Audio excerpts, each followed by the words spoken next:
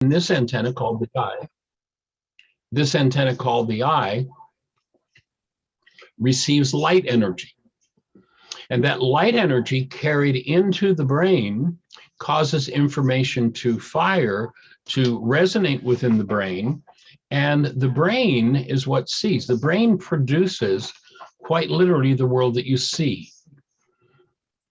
That world that you see is called perception. Now, most everybody thinks, oh, we were at the same event and we all saw the same thing happen. But if you've ever sat in a courtroom where 6 different people, let's say, testified about an accident they were at, you'd wonder if any 2 of them were at the same accident. And the reason for that is no 2 of them attended the same accident. The actuality that each one experienced was the same. But what that triggered in each person, what the brain generated as the world each was able to see, is different from every other person in the courtroom. So reality is the output of the mind, perception. Actuality is the world that we actually live in. Now, there's a reason why that's really important to how you feel, and that is because whatever energetic patterns are moving inside of you to produce the perceptual construct that you experience is stored in your physiology, and its quality has a significant impact on your physiology. And if its impact is that which is painful, what that's telling you is that what's going on in your physiology is not accurate, but rather is corrupt data. That's the reason there's pain. And so whenever pain accompanies a perceptual construct in your mind, you are experiencing the product of what's moving inside of you. And realizing that, you find out that that is all changeable. If you were actually seeing what was out there, experiencing what was out there as it is, and that were the cause of your pain, there would be some pretty significant difficulty in changing it. Now, as a comparison, if I go to my television set and I take the wire off the back through which I have hooked up to my TV antenna, I can't look into that wire and see my neighbors out through the TV antenna anymore. I can't do that any more than I can look out through my eye and see anything. The eye is a one-way valve. It brings information in. My brain generates the world that I see. And so once that's recognized, then I realize that that world is collapsible if I know what it is that's behind it. And you'll notice that unless you're, just a generally miserable person, that when everybody you know is doing all the things that you want them to do, you're pretty happy with them. Would that be accurate? The only time that you're, quote unquote, you seem to be upset with people, and that's what the mind tells us, I'm upset with them, is when they're not fulfilling a goal that I hold for them. Once you recognize that, you've got the key way into changing how your mind constructs the world that you see. In the short form, in the Aramaic language, the word forgive is shabag or shabak, and it literally translates to cancel. Now, the Greeks translate it as forgive, but it actually translates to cancel. And when I recognize that I'm only upset at people, or seem to be upset at people, when I hold a goal for them to do something that they're not doing, or the same, I have a goal for myself, but I'm not fulfilling that goal, that's when my upset and pain starts to move. And the reason is because I've loaded a goal in my mind that is the driver that recruits my pain into activity, and that pained content is what formulates the construct of my mind, my perception. There's some interesting Harvard research that says that in a time frame where 10,000 brain cells fire, there are literally 10,000 measurable units of electrical activity happening in the brain, the max amount of data that goes into building my construct, my perception, is 9 bits. Very tiny little bit. And if my mind presents pained content, it's because I've loaded a goal that calls that forward. In the Aramaic language, if you shabag a goal, if you cancel a goal, that which it has called into activity collapses in on itself. So when I have a pained construct in my mind, it means that there is corrupt data in my physiology that's contributing that pain, and it's hidden from me by the pictures my mind creates that are false. Obviously, if there's pain in me, somebody else out there is not the cause of it. Though my mind, if I live in a state we call denial, and denial in this work has a very specific definition. Whenever I think or speak as though something inside of me is caused by something outside of me, I'm in denial. When I'm in denial, when I say, you made me mad, in essence, I'm saying to those 10,000 brain cells firing inside of me, well, you know, I have some mad in there, but I don't want to be responsible for it. So build me a picture of them, whoever it is I'm blaming at the moment, build me a picture of them out of my mad. And then what happens is they show up literally in my mind with my mad attached, and I think they're the cause of it. Of course, tongue in cheek, one of my favorite workshop lines is, you'll notice if you've been through a particular reality 87 different times with 42 different people, you're the only one that was there every time it happened to you. It's because what you're experiencing physiologically, mentally, literally as the world you see is coming from inside of you. When you shabag, when you cancel the goal that drives that process, then that perceptual construct collapses in on itself. And that gives you access to what underlies your pain. When you have direct access to what underlies your pain, and you can bring forward active present love. In our last session, we did some practice of bringing love forward. When you can access what underlies your pain, bring it forward in the presence of active love, then your pain begins to dissolve. And in the ancient Aramaic language, that is forgiveness, is the dissolution, the removal of your pain. The Greeks came along and they turned forgiveness into pardoning. I let you off the hook for what's happening inside of me. Now, I could, line everybody in the world up, 7.5 billion people, shake each of their hands and say, I forgive you for my pain. I forgive you, I forgive you, I forgive you. And that would do nothing to change the pain that's inside of me.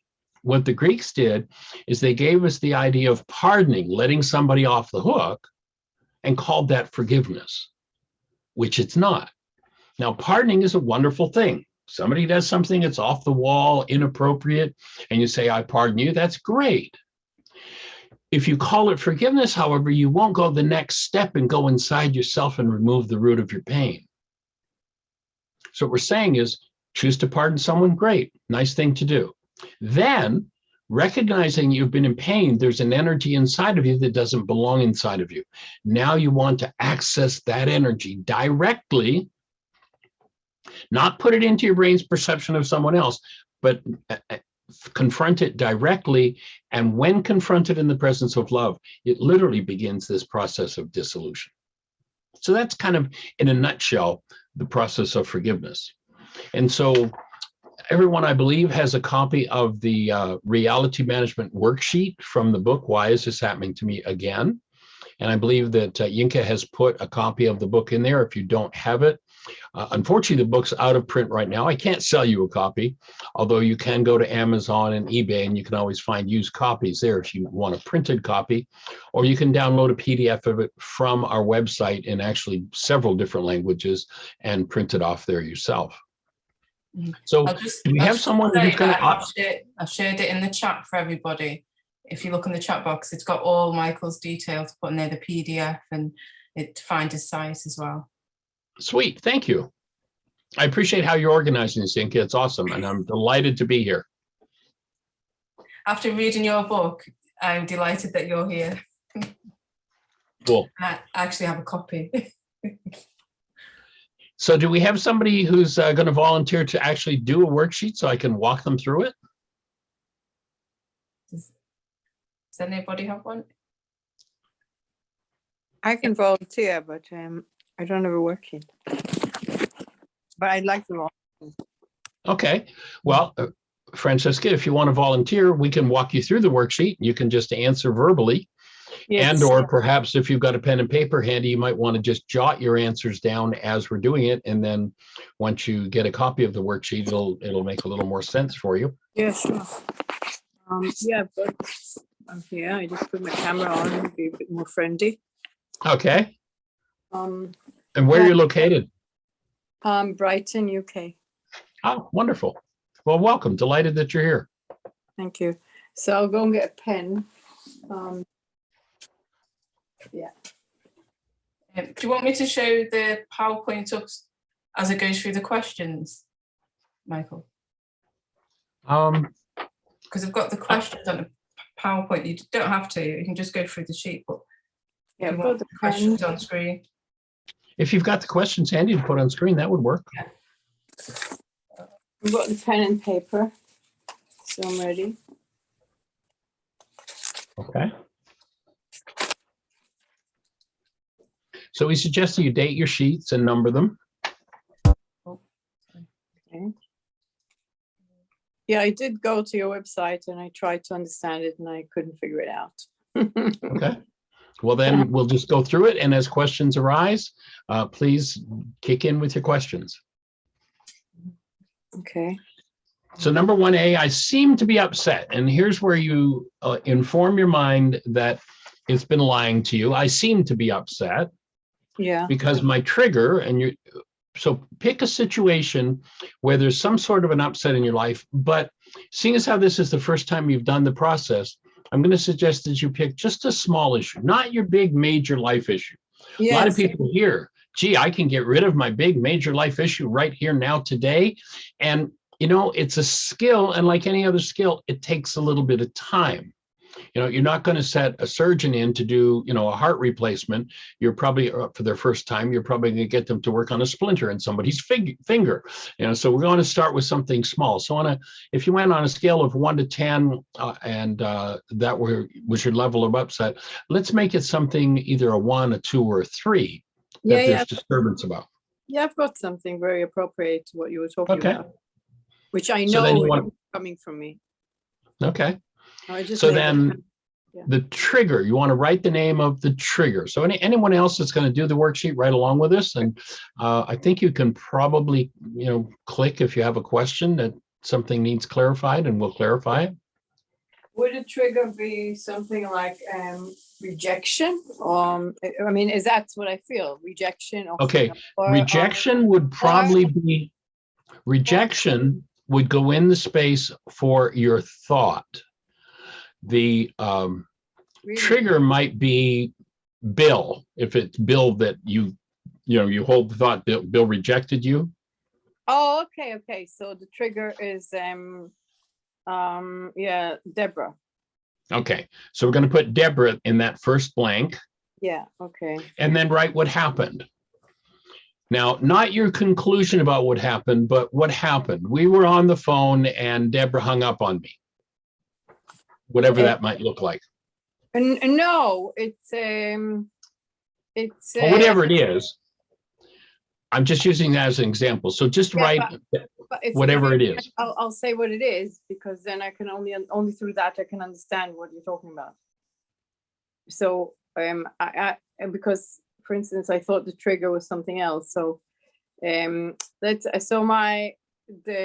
situation is she's a good friend, but she always promises she'll have time for me, but she doesn't. So is that that's the situation.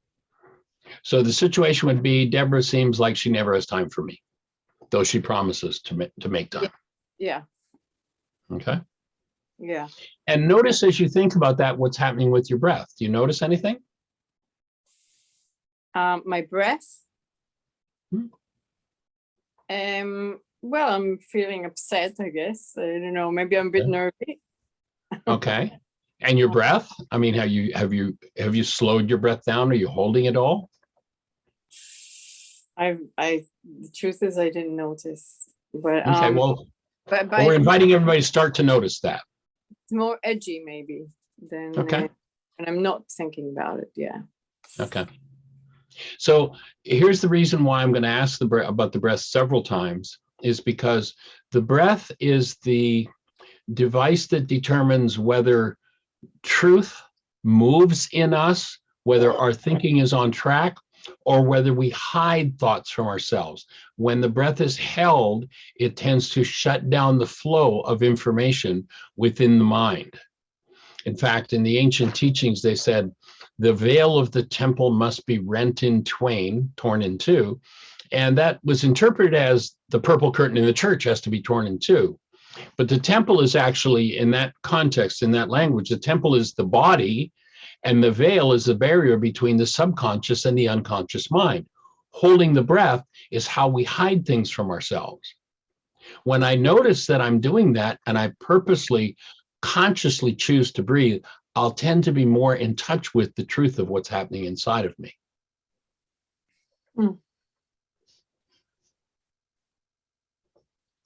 So that's number 1A. You've got that complete. Now, sometimes this triggers my feelings of. Sometimes feelings can be hard to describe. In fact, sometimes they're pre-verbal and there aren't words for them. So there's a blank here in number 1B for identifying what your feeling is. And there is a little box there to draw your feelings. So when this happens, what feelings do you feel? What emotions move in you? Well, actually, I'm annoyed at myself at having. Annoyance. I'm annoyed at myself as having that as an issue, because I know in my higher self that it's not. Okay. So what you just did is you switched worksheets.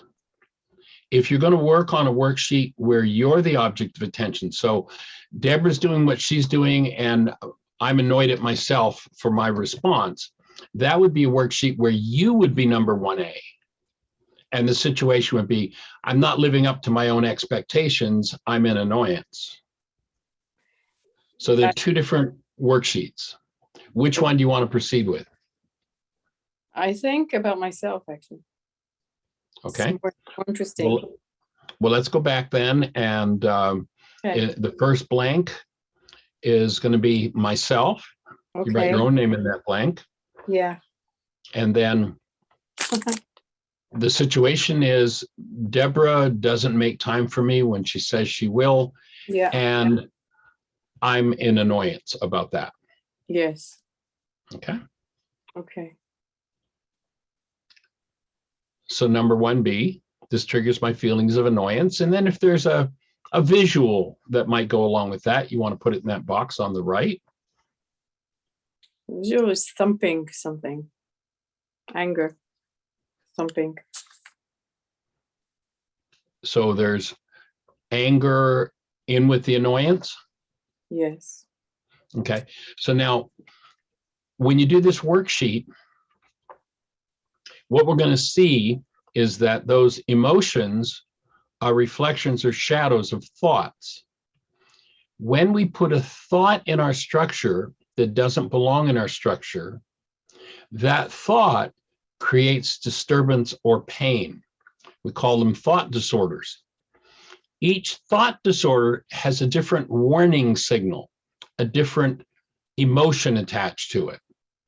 So what will stick when you're going to do a worksheet, if you've got, let's say you've got 5 different emotions around, I'm angry, I'm sad, I'm afraid, whatever, each one of them would be a different worksheet because each one of them would represent a different thought disorder. And what we're looking to do is to forgive or remove the mind energy of those thought disorders that create pain and disturbance within our physiology.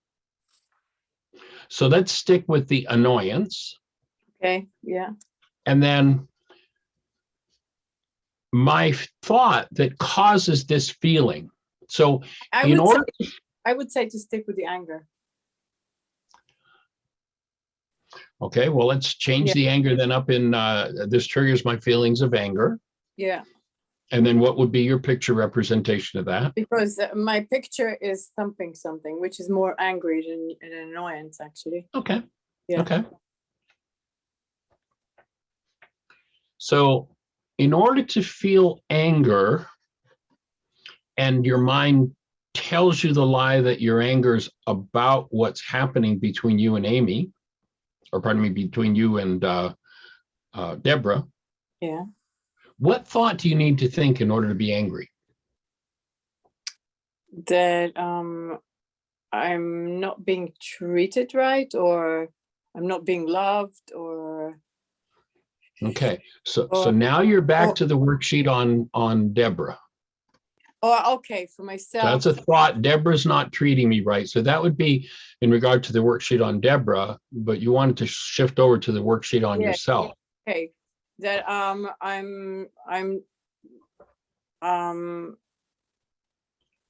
I don't have close relationships like I want to. Okay, so that's back to Deborah now. That's a thought that has to do with Deborah. So there's anger at self. So For not what's create- the thought? for not- What's The anger itself for not creating the relationships that are fulfilling. okay? Okay, so then now I've got a thought that it's my fault that Deborah isn't making time for me. So I'm projecting on myself. I'm making this my own. I'm to blame. No, then it moves away from Deborah already. I can't create for myself what I want. Okay. Deborah So is just I'm a part of it, really. Yes.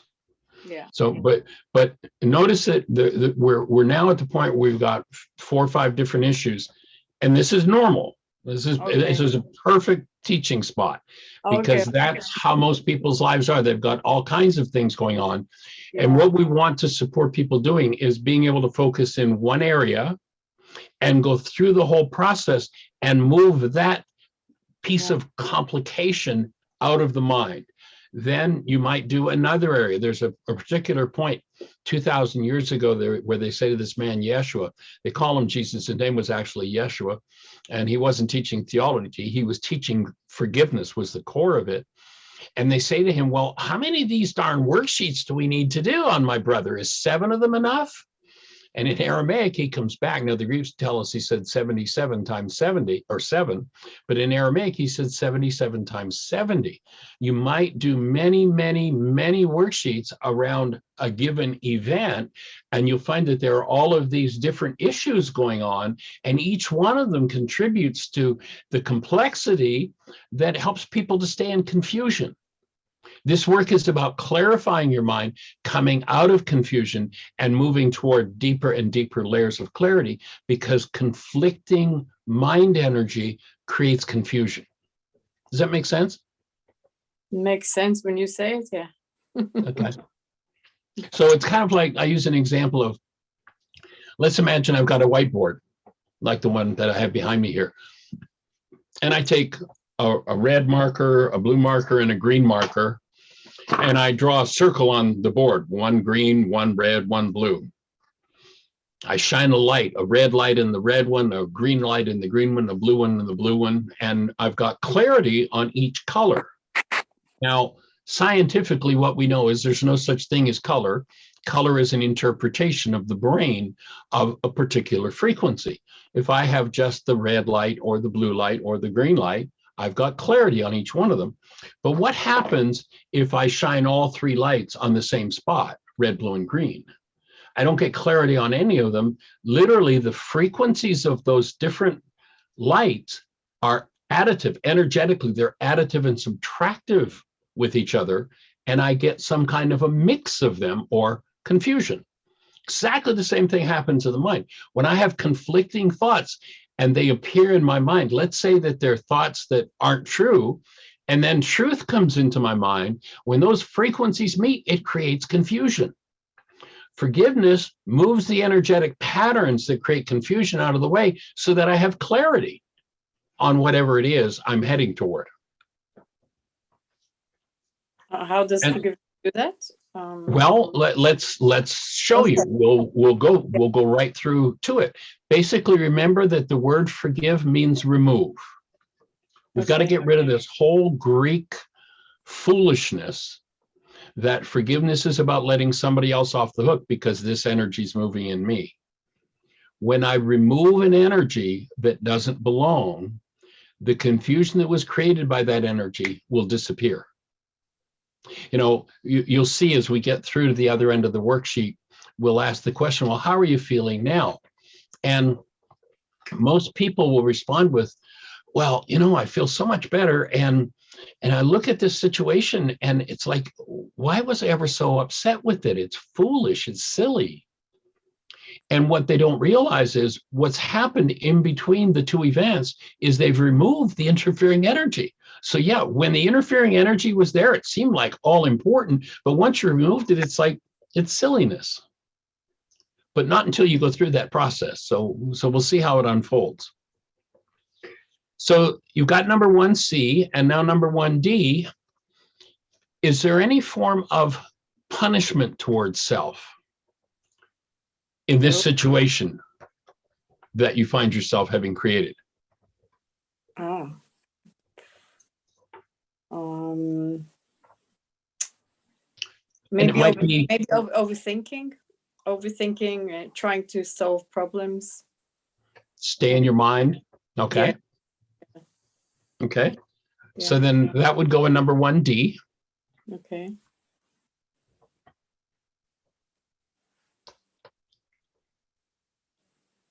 And once again, we're going to focus on the breath as we go to step 2. Punishment and blame are not my friends. I now choose to be responsible. And you want to breathe. Once again, breathing allows energy to move that otherwise the structure holds on to.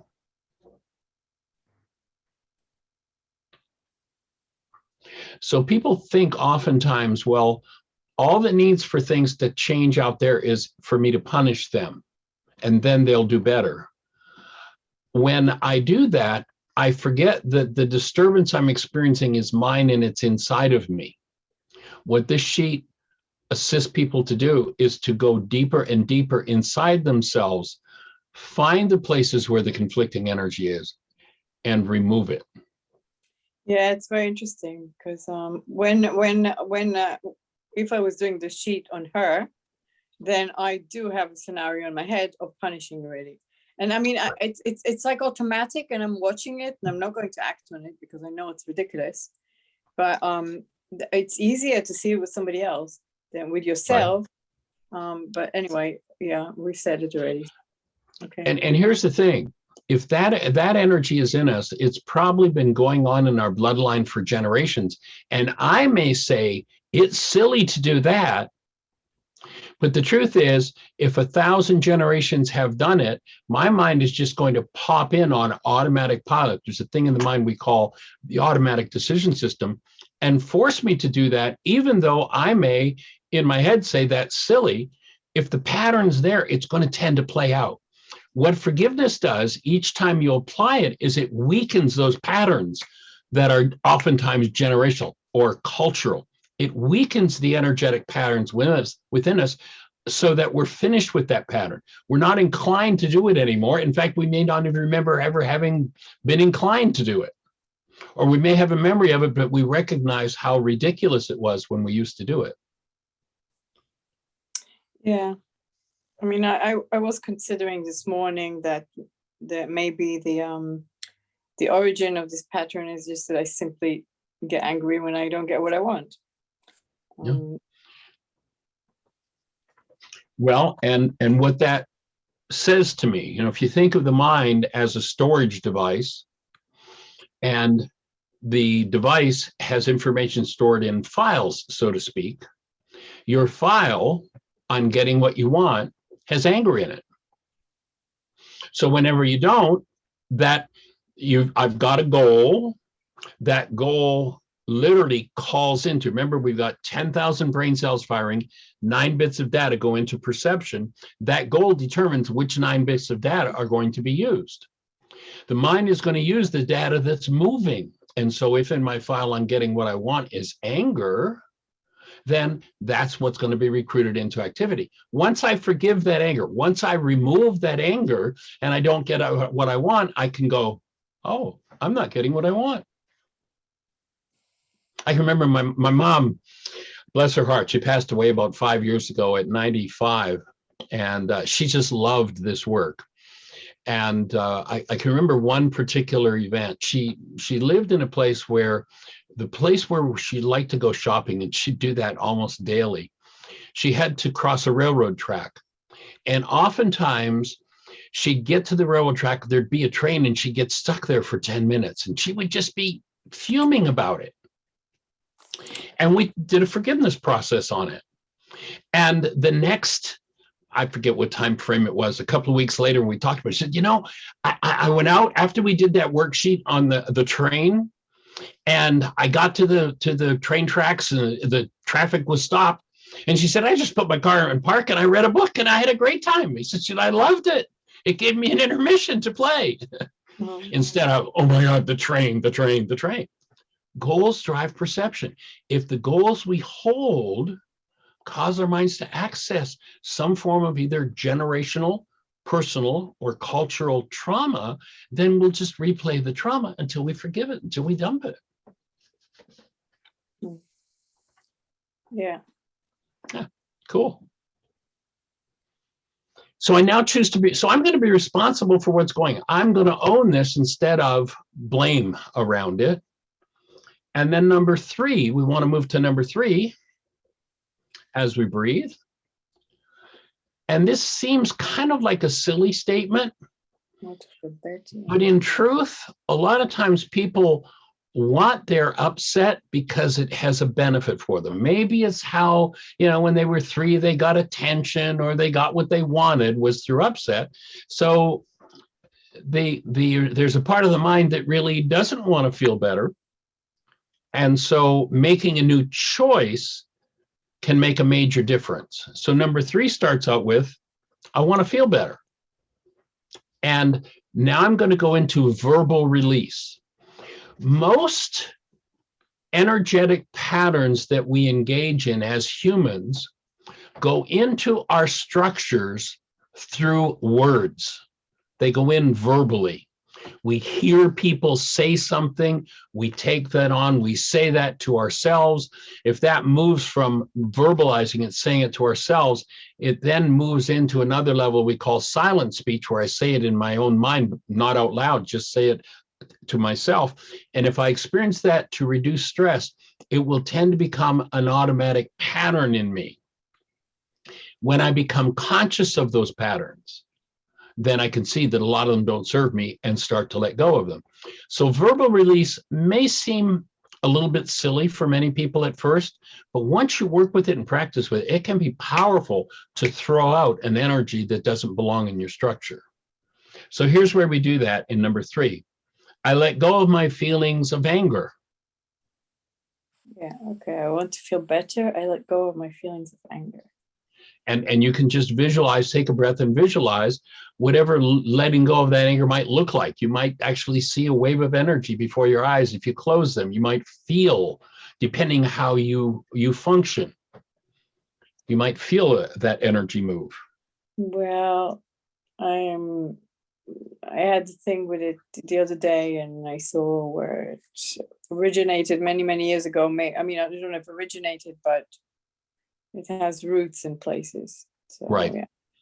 And oftentimes those things we remember it originated, as you said, that's very accurate. Oftentimes that's a reflection of something that happened much earlier, and it oftentimes is a genetic adaptation. You know, if we look at species and what they call evolution or what they call adaptation, if one generation of a species finds an adaptation that works, it gets passed on to the next generation. And so when I sit and look at it and today go, this really doesn't work, I can rid myself. I can forgive that adaptation. It's really interesting. because it's also connected to fear. Actually, I got a picture of fear, but the person that I was fearing was actually a person with a lot of anger and to do with relationships. A lot of anger to do with relationships. That's right.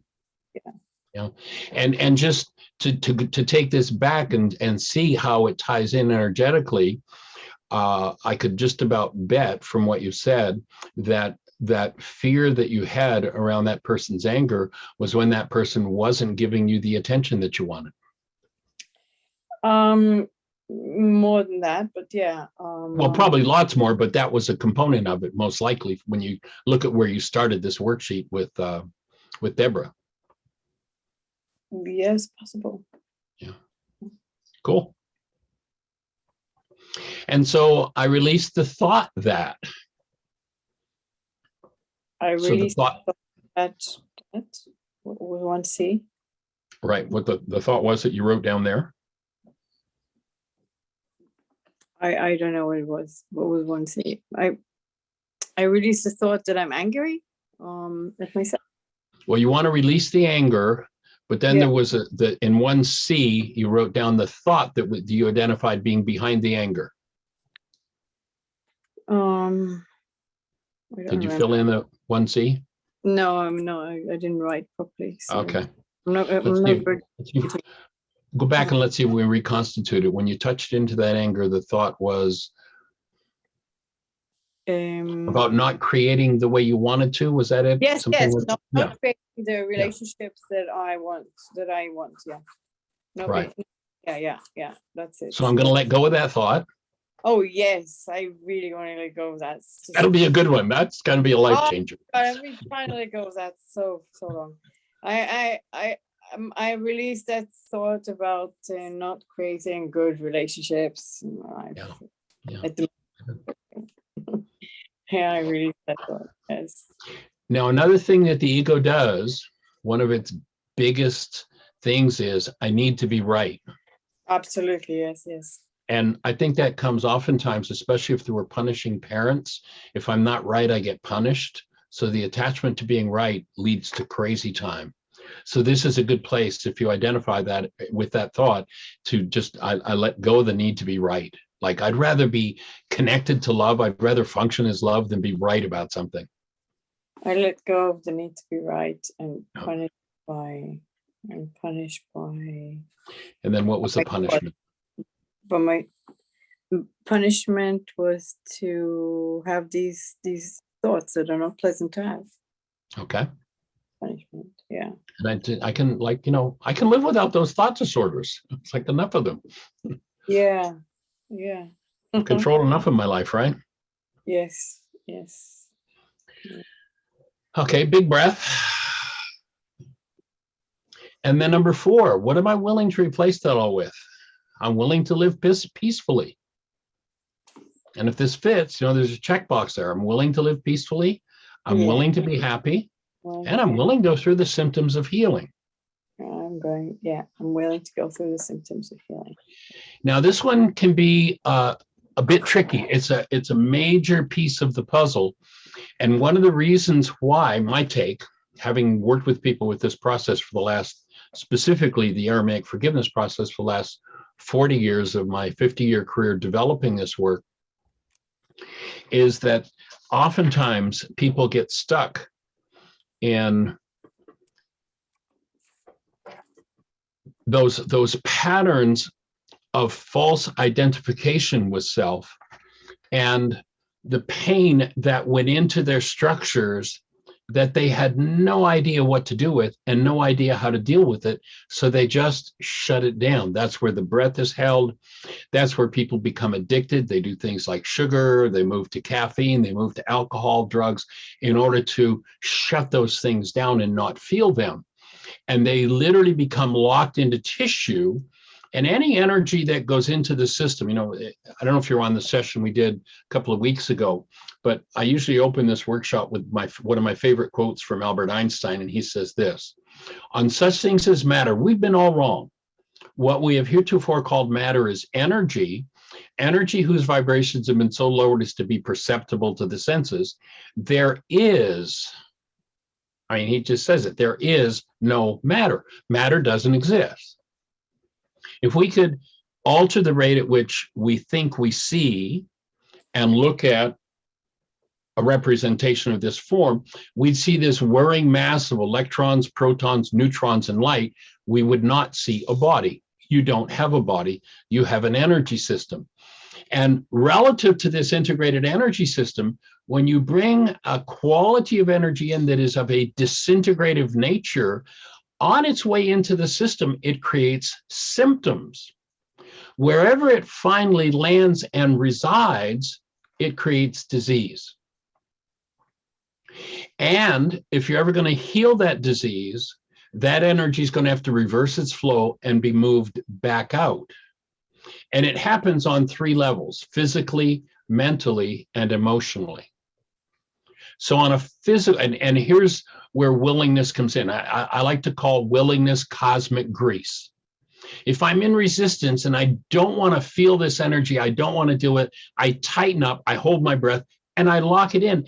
And I can be doing this same thing years later over something minor.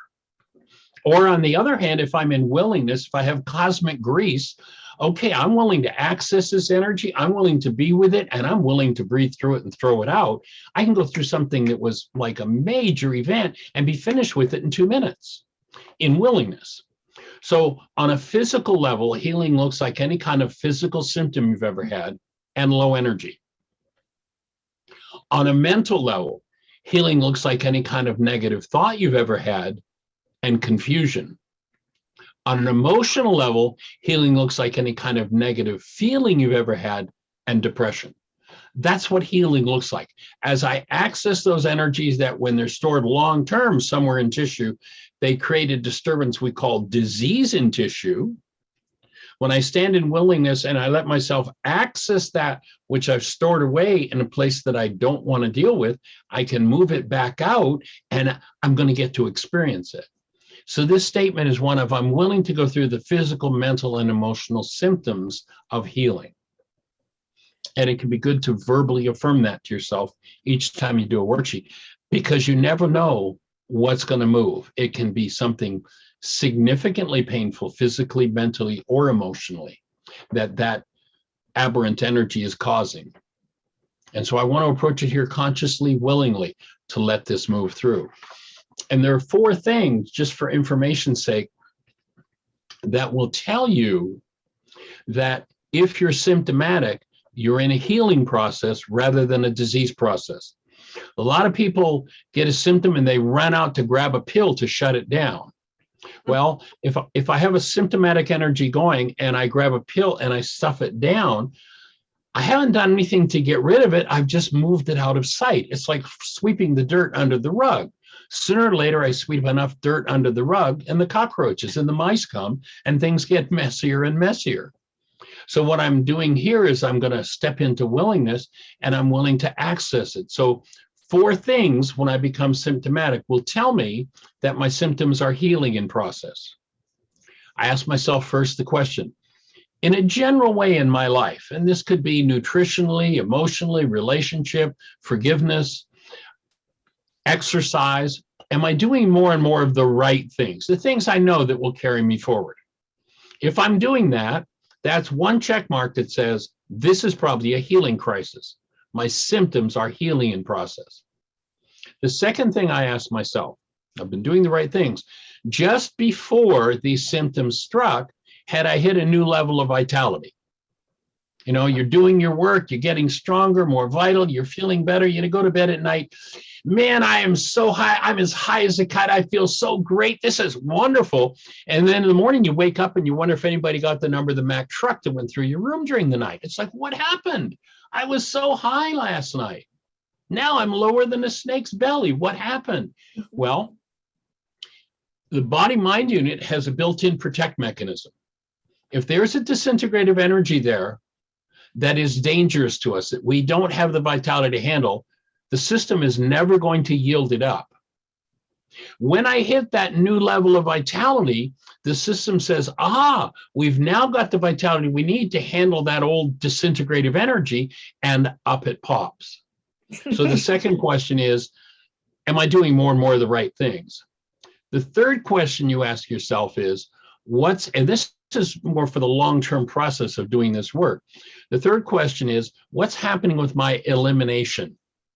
In a disease process, there's a tendency for there to be an ongoing restriction of elimination.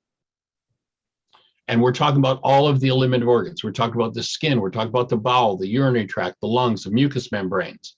You'll notice what they call aging, or one of the sets of symptoms of aging, is there's a restriction of elimination.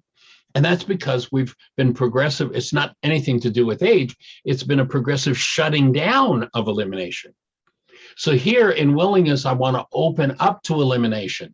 And so in a healing process, and you may find yourself, or anyone that's doing a worksheet right now, you complete the worksheet and you go, everything's fine, I'm cool. And you go to bed and you go to sleep, and in the morning you get up and all of a sudden, you can't get to the bathroom fast enough. The elimination is so enormous. And that's called part of the healing process, the willingness to let that happen. So what's happening with elimination? And then the fourth question you ask yourself, again, to determine whether or not symptoms are healing in process or a disease, is, am I craving the drug that I used way back when this originated, now again today? When somebody uses, let's say they use alcohol as their anesthetic, they're in pain and they use alcohol as their anesthetic. They've been drinking for 25 years. And all of a sudden they decide they're going to step in, they're going to start doing their work. They stop drinking. In fact, they've been on the wagon. They were doing 5 years sober. And we hear of this person who hasn't touched a drink in 5 years. And all of a sudden we hear that they fell off the wagon. What happened? They just got their 5-year chip with AA. They were rocking and doing great. Well, what happened is they hit a new level of vitality. And literally those energetic patterns are at least energetically still in the system, or perhaps even molecules of that drug, whatever it was, are what helped keep that pained situation locked away somewhere in tissue. When I become vital enough to open it back up and break it loose, up comes the energy of the old anesthetic. And I can't think of anything else but that. And that's when people, if they don't understand what's going on, that's when people oftentimes fall off the wagon. I can give you an example of something that I thought today, actually. I used to smoke. Okay. I used to smoke, right. And I for some reason, for many years now, I don't. And and recently, today, I asked myself, why don't I? I'll feel good, I'll be, and then my answer to myself was, because what it does, it shuts down all the negative shit. Right. And the minute you stop smoking, it comes back threefold. Perfect. So I said to myself, well, I really want to see what's going on all the time, actually. So it's just nice. Relates a little bit to what you said. It's right on track. It's it's the choice to live a conscious life. Yes. I'm amazed at how many people are like, well, I just don't feel very good most of the time, but if I smoke pot, I feel pretty good. Yeah. It's like, but don't you know that that's artificial? That isn't feeling good. That's being drugged. You don't feel very good because there's something in you you've got to deal with. Let yourself go through the symptoms of healing, let that process out, and your tissue will produce that feeling good rather than you have to use an anesthetic to try to get there. Yeah. Yeah. Perfect. Great. Well, I'm glad you related to that example. That's a good example of the example. You're right on track. You're obviously ready for this. So I'm glad you stepped in and volunteered. I also relate about the symptoms, unfortunately, but I can definitely relate to the symptoms. Yeah. Right. Cool. Yeah. Okay, so let's move on to number 5 then. Yeah. Now, going back about 30 years ago, I was really, you know, I mean, I'm in a study. I'm working to understand this whole process, and some of it doesn't make sense. And I can remember we have a teaching center in the Ozarks in southern Missouri, and we were doing an intensive in a group of about 35 or 40 people there. And there were several people that had an issue come up that was similar to others in the group. And the one person who was kind of at the core of it and was willing and ready to move it really like just had this major breakthrough in their lives around this issue. And other people in the room were kind of like, yeah, well, no, they weren't going there. And I'm wondering, it's like, what happened that this one person made this huge breakthrough and everybody else kind of just stood around and really didn't go anywhere with it? And so my question, I'm asking questions of my guidance. What's at the core of healing? What has to happen for healing to occur? And what I was taught in that moment is that for healing to occur, two things have to happen. The old dis-ease energy that's been locked away has to come forward. It has to surface. You know, the way out is the way through. You got to be able to be with it. You've got to let yourself embrace it. So one, something that's been hiding that is creating dis-ease physically, mentally, or emotionally comes to the surface. And two, it comes to the surface in the presence of active love. When those two things meet, all manner of trauma dissolves instantly. That's the core of healing. And that's the thesis of this worksheet. When I cancel a goal, and that's what we're heading to, we're going to look at that goal and we're going to go into canceling it. But before we do, we want to make sure that we get active love present in the space. So I'm going to invite you to think about what it is in your life that inspires you to touch into the deepest experience of love that you can. And I'm going to ask everybody else in our audience, everyone else who's listening, to tap in with you to the most powerful space of love that they can hold, and imagine extending that love toward you to support you. So tap in. What brings the deepest, clearest presence of love that you can find in you? Oh. Ask everybody to do the same. Yeah, okay. All right. Oh. One of them is something that I feel underneath layers of anger and something there underneath there. So it's not anything from the outside. It's not any. Right? No, it's not going to come from the outside. No, inside. The truth is what we are. Yeah, so it's it's just a feeling that's hiding underneath. Do you have any children? No. No. Have you ever held a newborn? Not a newborn, but I've worked with children. Yeah. Very young child? Okay. Yeah. So take a moment, imagine a time when you actually held a newborn. And oftentimes when people don't have an experience of that, I offer my experience. The thing that I usually use to go back to that connected space of love is I had the blessing of being there to catch both my son and my daughter when they were born at home. And my daughter in particular, when she was born, her head delivered into my hands.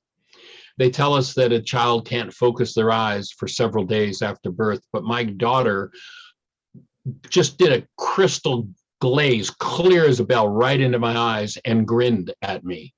And it sent me literally into another dimension. So just tap into that level of presence.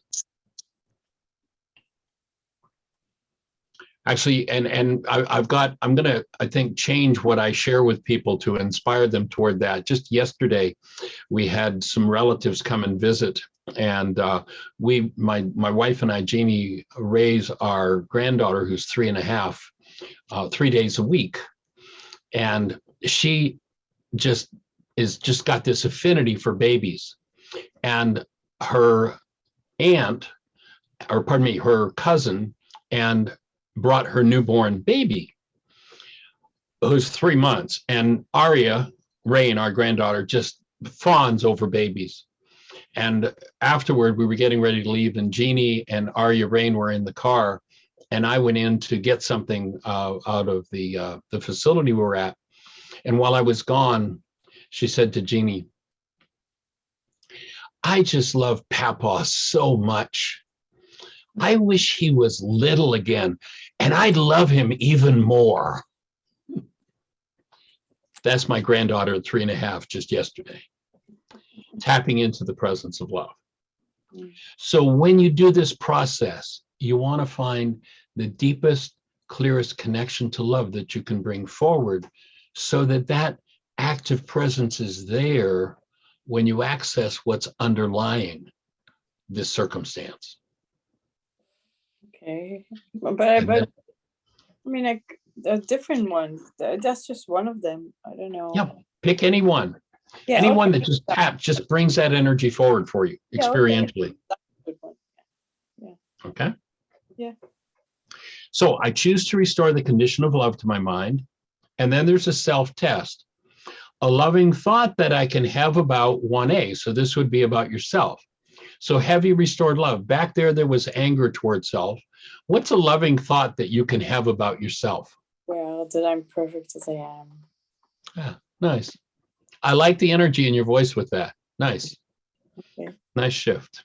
Okay, so that's a signal. When I can do that, that's a signal that, yes, I have reconnected to love. And now I'm going to go to the core of the forgiveness process, step 6. And in the situation where Deborah is pretending she's going to have space for you, but doesn't, and you're feeling angry toward yourself and not creating what it is that you really want from her, in that situation, you being the object of attention of this worksheet, what was it that you wanted from yourself? The object of attention in this worksheet. I want to have a genuine relationship. Okay. So I want to be able to create a genuine relationship. Yes, I want to be able to create a genuine relationship. Yes. Okay.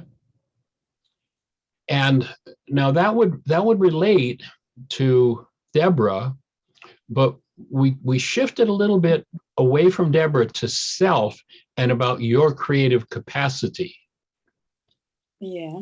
So if you were to take it a step closer to about you and your creative capacity, what would be the goal? What would be the thing that you want there? In the relationship department, you mean? Yeah. Well, within yourself, within your own, and it may not even just be relationship. It might be in general, just your own creative capacity. That's what the anger, as I understood it, that was what the anger for you, your mind was telling you, the anger was about, that you weren't in your full creative capacity. So in number 6. Only in relationships. No, in my life, I'm very creative. So I put all my energy, creativity in the work that I do. But with people, my creativity in creating happiness. Okay. Happiness, so then, joy, living, creating happiness and joy and pleasure. Happiness, joy, pleasure. So your goal in number 6 would be, I want to have total empowerment and clarity at being able to create really clean, joyful relationships, something like that? Yes. Also with myself, a clean relationship with myself, Okay. Now that would be 2 different worksheets.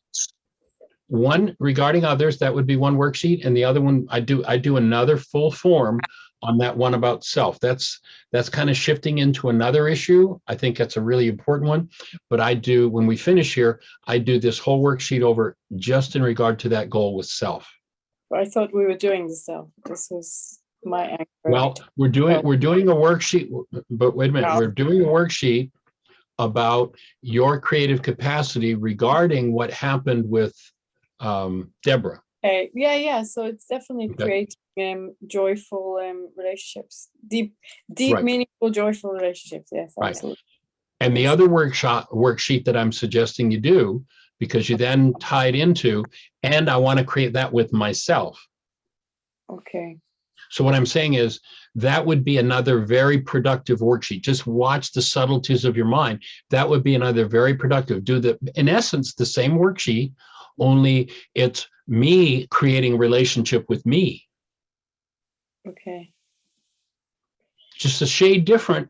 But what happens is when you see things that tell you there's content in another file, so to speak, in your mind, this one's in the file on your relationship with Deborah and others, but the file on relationship with yourself is a different file. You're cleaning one out. You just got a clue. Oh, there's something I can clean out in the file on myself too. And that'll be the separate worksheet that I'm suggesting. Okay, yeah. Does that make sense? Yes, yes. Cool, good. Good, Okay, yeah. so then you fill that in. I want total clarity and creative power and creating wonderful, joyful relationships with people. Number 6. The pen that I bought the other day is not working very well. But Okay. I'm not getting angry about it. Good. You process through it. Like, would your normal response be some frustration or anger? Totally, yeah, of Yeah. course. So you're moving into a different space. That's awesome. The whole Good story. work. Yes. Yes. No, Sounds like just- you're creating a more caring and loving relationship with yourself, treating yourself more gently. Yeah, the company of others, yeah. Okay. Well, and there's why you want to go back and do that worksheet on self, because what do Yeah. you usually do to yourself in the presence of self? Exactly, yes. And you want to clean that out of your mind. You want to forgive that propensity to do something other than what you would do when you're with others, with self. Yes. Yes. Okay. And by the way, for anyone else that's listening, if you're doing your own worksheet here, our session on the 31st, you'll please make notes, get as specific as you can with questions, and we'll go through those questions on the 31st in our next session when we complete this one. Okay, so number 7. Yes. Now here's the acknowledgement. I am not upset at this person, thing, or situation, but at a reality inside of me. So If true. I'm in pain, and here we've actually adjusted this thought slightly. If I'm in pain, I'm in error is what it says here. If I'm in pain, my thinking is in error. Mm. So 100% of the time, if I'm in pain, it's because I'm buying into a thought disorder that I need to remove, that I need to forgive. And so number 7 is just the acknowledgement of that. Right. Yes. Okay, then number 8, Mhm. I take responsibility, not blame. You'll notice at the top, no fault empowerment tools. This is a no fault process, kind of like no fault insurance. Doesn't matter where the error seems to lie. All I'm looking to do is to bring the error forward for healing. So number 8, I take responsibility, not blame, for all of my realities.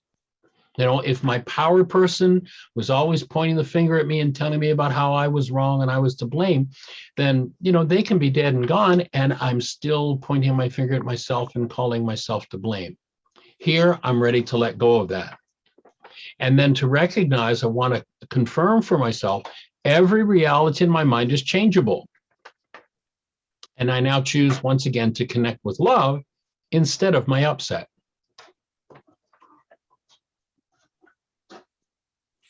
And there's a checkbox there on the sheet for those who are doing the sheet, and you want to just affirm that. Yeah, I'm here to do that. And now comes the core of forgiveness. Back in number 6, I identified a constructive result that I wanted. To be empowered to create joyful, happy relationships with people. Yes. And now I'm going to do something that sounds really silly and backward. I'm going to bring my answer from number 6, what I really wanted, word for word, exactly as it was in number 6, down to number 9, A. And I'm going to cancel my need for that. Now, before we step into it, let's explain a little bit about why. Now, when I first started to teach this, I was first introduced to this Aramaic idea of forgiveness a little better than 40 years ago. I've worked on it full time since then. And when I was first introduced in my work, I was teaching work along these lines, not this work specifically at that time, but I'd be doing a class and I'd throw out this thought about Aramaic forgiveness being to cancel a goal. And I didn't think a whole lot about it, but over time, I'd have people come back to me and say, you know, I've been doing that thing you talked about, canceling goals, and man, that's really powerful. And I went, oh, really? Okay. And I started to work with it. And I mean, it literally has become my life's work. And people would say, well, but here I am. I've now gotten clear that what I want to create is the ability to create wonderful, happy, joyful relationships with people. And now in number 9, you're telling me to cancel my goal for that. That's silly. That's backward. That's what I want. Why would I cancel a perfectly good goal? That's ridiculous. Maybe because if you have it as a goal, that means that you don't have it, that you need to go and get it. That's one piece. That's one piece. That's a good catch. Yes. Yeah. But even further than that. Yeah. I don't cancel a goal. I'll sometimes hear people, they'll hear me do this workshop and they'll walk away going, well, that means I can't have any goals. No, no, no, no. You can't live without goals. Without goals, literally people would die. Here's the thing. I don't cancel the goal because there's anything wrong with the goal. I mean, that goal you identified, wonderful creative relationships, that's an awesome goal. Everybody should have that with everybody. The reason why I cancel it is because when I load it in my mind, it recruits something painful inside of me into activity. Yeah.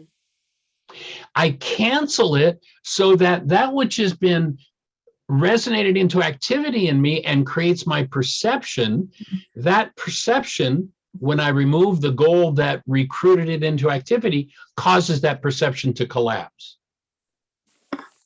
And when it collapses, what happens is it collapses in on its own footprint. And I get to access what lies underneath it.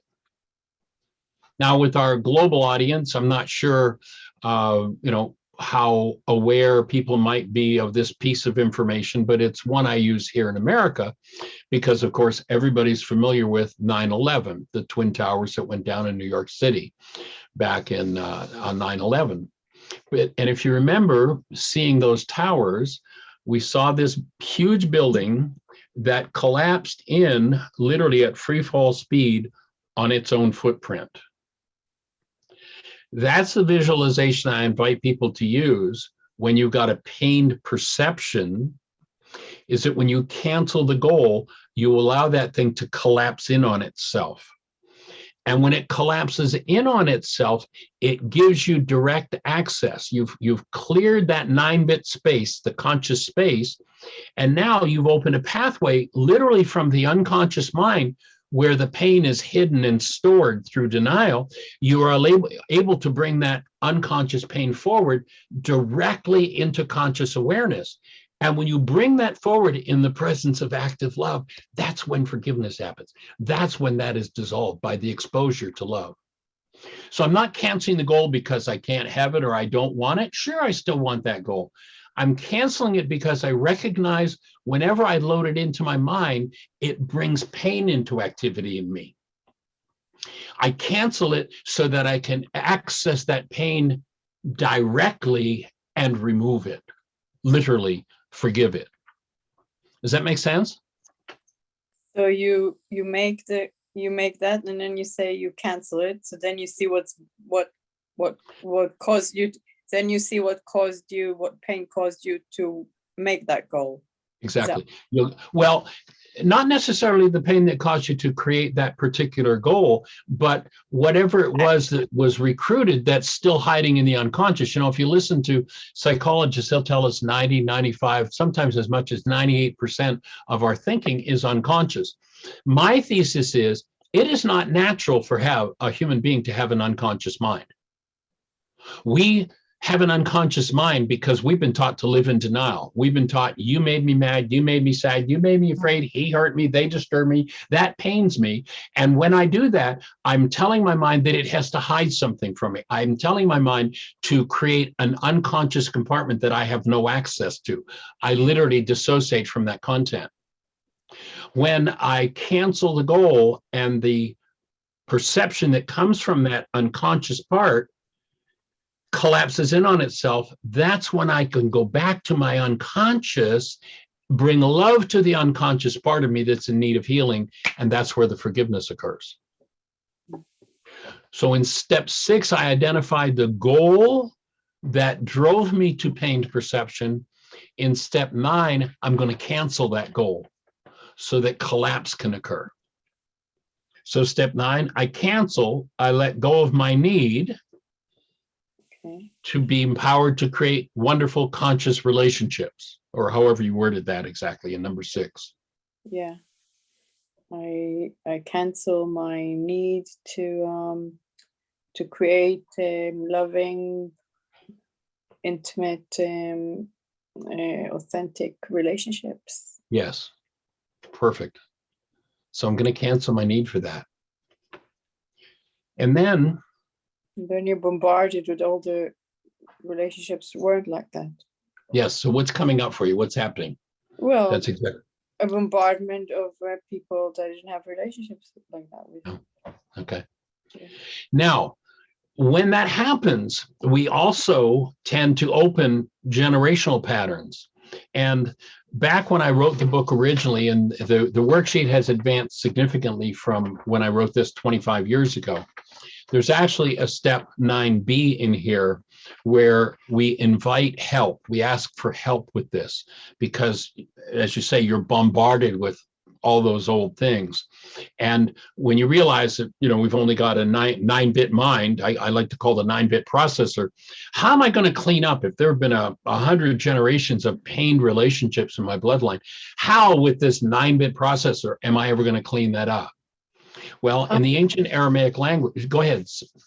No, I was just saying that I once a long time ago, I had a kind of vision, I guess, or something like that, which I understood somehow from my grandmother who passed away, that I need to change, that all the relationships that were created before were always through pain and trouble. Mm. And my task is to create relationships and communication through joy. Right. Yeah. Nice. Nice. Whereas Jonas Salk, who invented the Salk vaccine, said the most important thing you can do is to be a good ancestor. So I've been working on it for many, many, many years, I guess. Got it. Well, here's the next level. Yeah.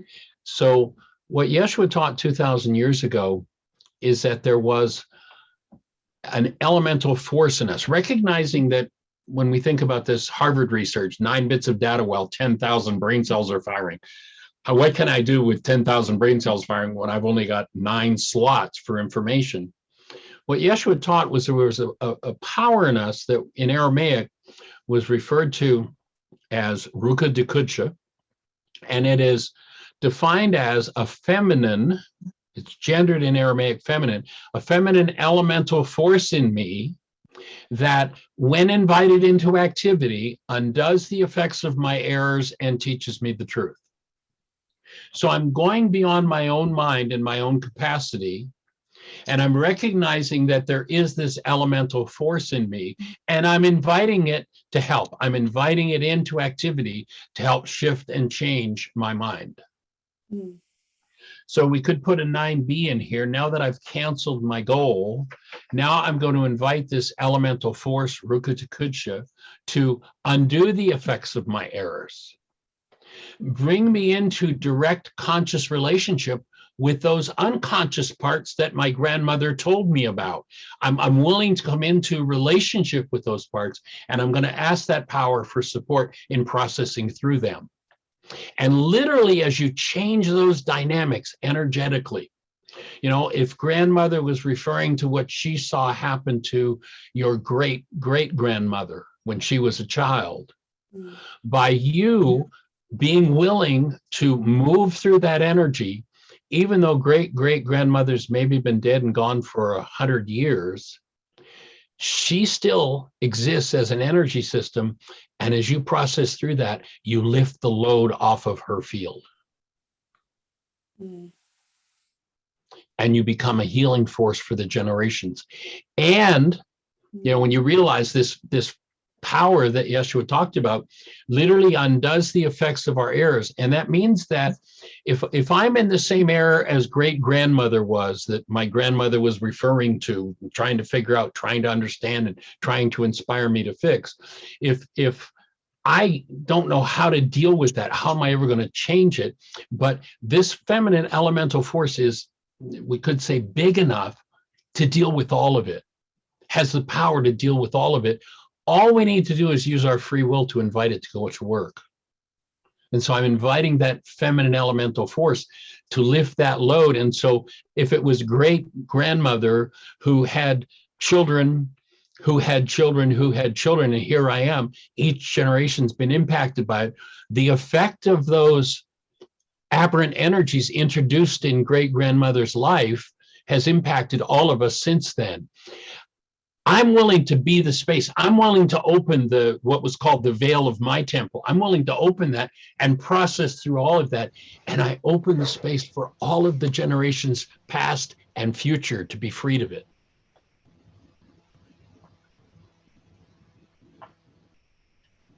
And what I need to do is breathe, because the name of that elemental force is Rukutukudsha, and it's the breath. The Greeks translated it as the Holy Spirit. There's nothing about a disembodied spirit being in the Aramaic language there. It speaks of the fact that the breath is what determines the flow of energy in this system, what opens, what closes, what heals, and what is held in trauma.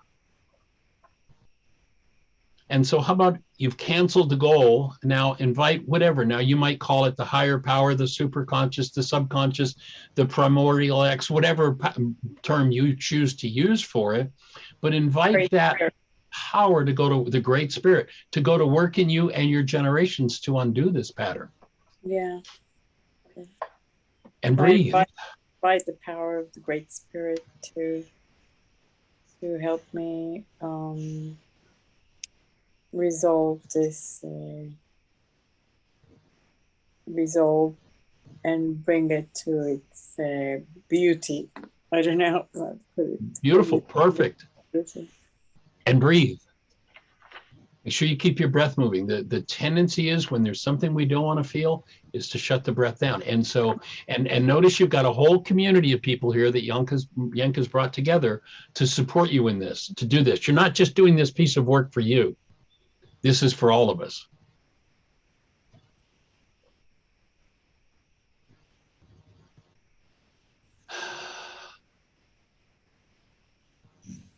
So I'm asking for help and letting go of this painful reality. I'm going to breathe.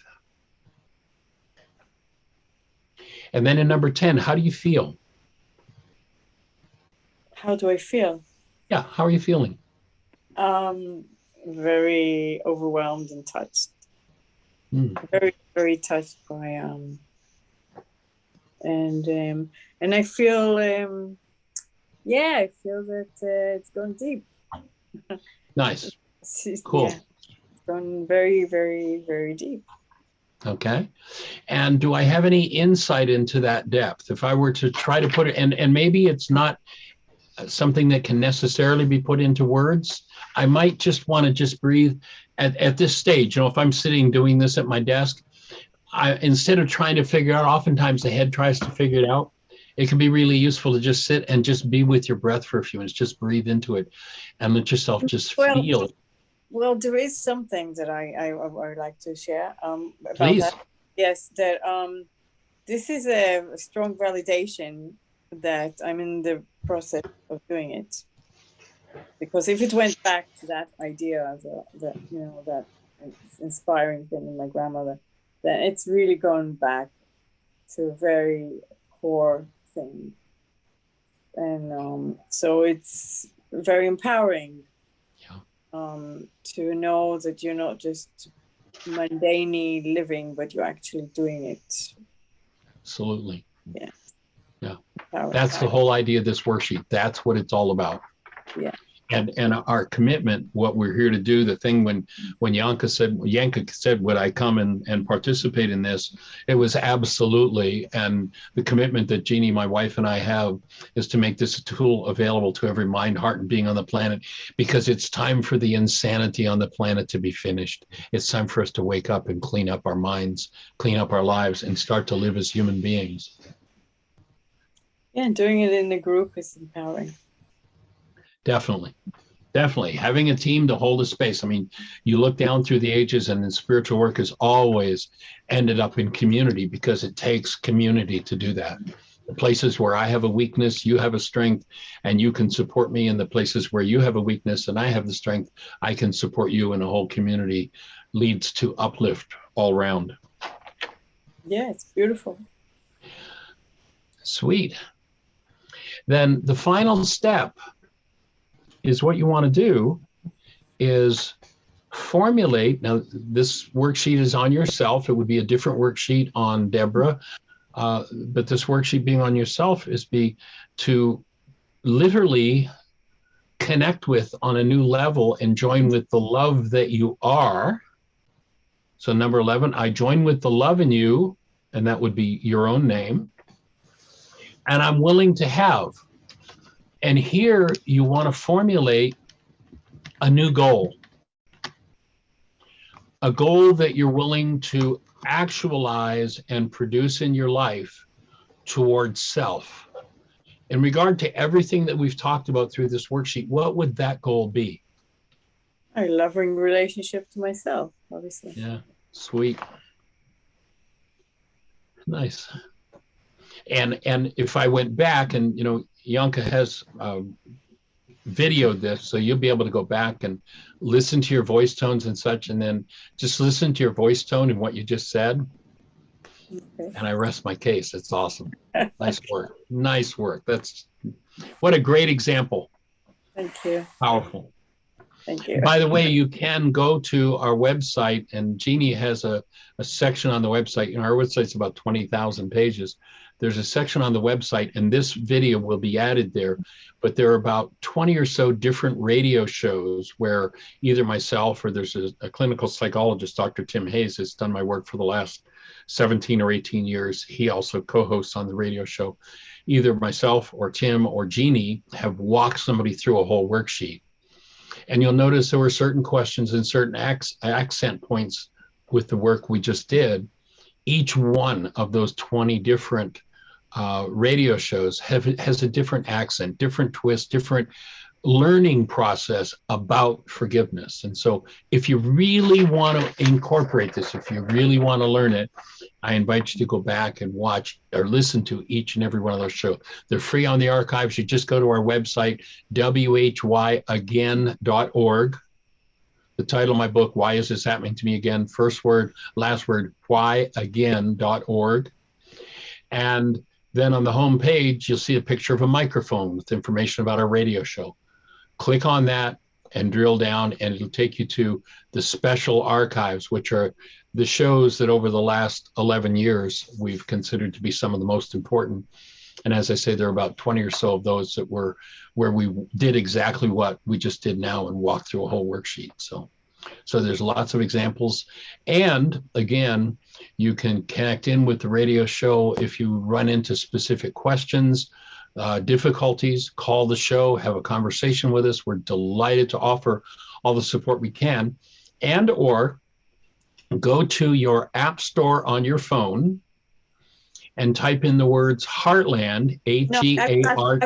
I've got it already on my. I've got it. I've got the app.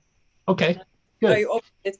I get confused with the websites. You see, I see too much written, and I'm dyslexic. So Okay. too much written just kind of blows my head off. But I'll have a look at it again. So then I could see the things with the microphone there as well, right? Yeah. Mm-hmm. And you've probably cleaned up a piece of your dyslexia in this worksheet. That's cool. But I suspect you'll see it disappear. Oh, you mean because of the confusion? Yeah. Yes. Yeah. That's funny you say that, because I just yesterday I looked at my iPad and I saw the app and I didn't know what it was. So now I know what it is. Okay. And for anyone else, if you just go to your app store in your phone or iPad or what have you, and type in the words Heartland, one word, Heartland, Aramaic, Aramaic, forgiveness. You'll be looking at the world's only forgiveness app. It's free. We specifically designed it to be totally private. You'll notice when you download it, it only requires one permission, and that's the ability to use the internet. It doesn't want to use your dialer or access your camera or be able to send type messages or change anything. There's that one permission that it asks for. And then if you do a worksheet, you can save it as a PDF, and it will ask for a second permission to write it to your drive so it has somewhere to save it. Other than that, there are no other permissions required. And the app is now, I don't know, I think Ginny's now got it in its 5th generation. And any page on the website, or pardon me, on the app that you're doing something and a question comes up, there's a button there, you click it, you can write us a question, hit send, we'll get the question. The question will be answered live on the radio show. If you can't get on the radio show, the question will be answered live. Jeannie will send you back an email saying on, March the 23rd, we answered your question at, 20 minutes and, or 25 minutes into the show, and send you a link to it. So you can ask questions. You can access the website from there. There are 2 different forms of the worksheet. This particular form is not on the app because we've advanced it significantly since here.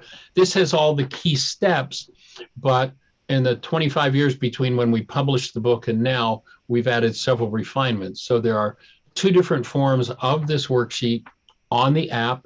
There's the current, what we call a 7-step. It's the most intricate one that we do. And then there's a little simpler one as well, which is one Jeannie uses in her Women Healing Women intensive workshops.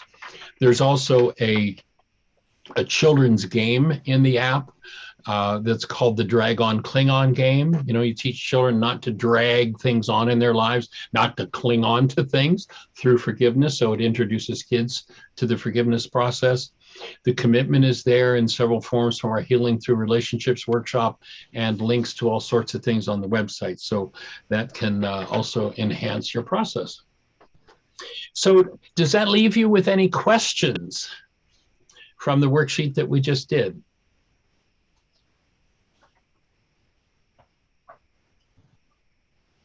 Are you so asking me specifically or everybody? I am. I'm asking you specifically. Oh, yeah. Yes. Does it give me any questions? Just how to actually implement it, I was actually now visualizing myself coming to another meeting, and will I be in the same frame of that I am now? Probably not. Yeah, so I was planning ahead on how to stay in this place where I am now. Right. That's what I was doing. But otherwise, no, I think by doing it, I might. I mean, at the beginning, you saw I had a bit of an issue with my issue will probably, possibly be to focus on one thing, to narrow it down. Clarity will come. Yeah. Clarity will come. And my invitation would be, don't try to stay where you are now. There are many, many wondrous, deeper places to go as you engage in this. Yes. Now, I remember one day back a couple of years ago, I was in a restaurant in Florida, And a gentleman walked over to me. He said, "You're Michael Rice, right?" I said, "Yeah." He says, I'm doing your worksheet process." And he had worksheets folded in his suit jacket pocket, and he pulled them out. And he said, "Here, I'm on number 1851, whatever it was." And it's a practice that when you use it will lead to places that are unfathomable. Oh, The I like unfathomable presence of active love literally flowing through every cell in your structure. If you go back to this man, Yeshua, 2,000 years ago, where the churchianity tells us he came to bring us religion and dogma and doctrine. If you listen to the man, he said, "I come to bring you life." And life is love flowing through a cell. When we hold hostility and fear, we restrict life, we restrict love flowing through a cell. The only purpose he came for had nothing to do with religion. It was simply, here's how you enhance the flow of love through your cellular structure. Here's how you enhance your life. And that's what we're here to support on the planet. great. Great. Yes. Yeah, Awesome. that's great. So that means there's more and more and more. There's more. Great. I've been doing this work for just a little better now than 50 years. And I would offer that, and I mean, I've developed this worksheet process. There are times when the workshop that goes with this, there's a 3 to 4 hour, why is this happening to me again workshop. There are times when I've taught that workshop 3 times in one day. And I'll just offer that. I have done more and deeper work in the last 2 years than any of the 48 years that went before it. And it just keeps unfolding, unfolding, unfolding, and unfolding. I don't know where it stops, but it's pretty awesome. That's good.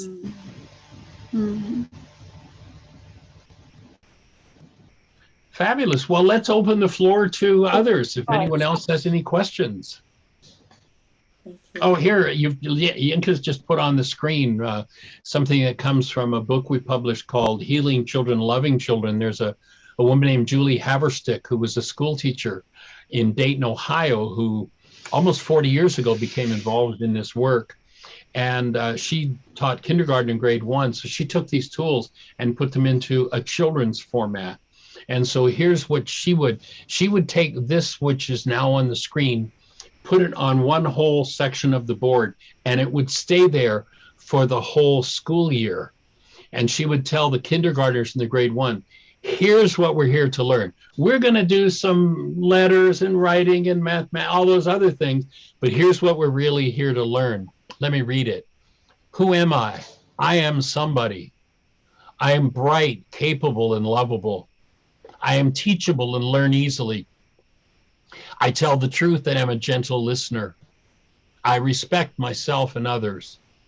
I am cooperative and responsible for my feelings and choices. I see the highest and best in myself and others and support that with my thoughts, words, and actions. I use time wisely because it is valuable. I am the best I can be each day. I am somebody. I am love. How different would our lives be today if we were brought up with that from day one? And that's what we're inviting you to do. Mm-hmm.